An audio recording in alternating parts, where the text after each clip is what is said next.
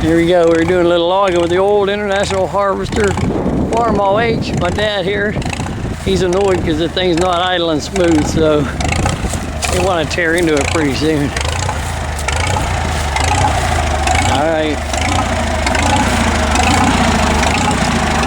You try adjusting the mixture on it? I haven't. Maybe we will. Maybe we'll take a look at it. There's my log arch here. There you go. It's a 16, 17 foot, 16 and a half, 17 foot log here. And my arch is taking a beating there. That's a heavy log. Somebody like that, Mike.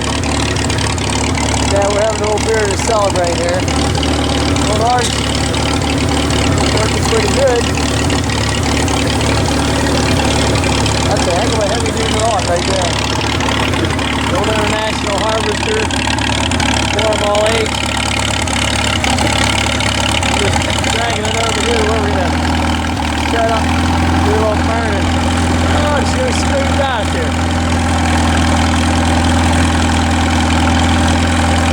Got some other logs here right here. We're gonna bring the sawmill out and saw.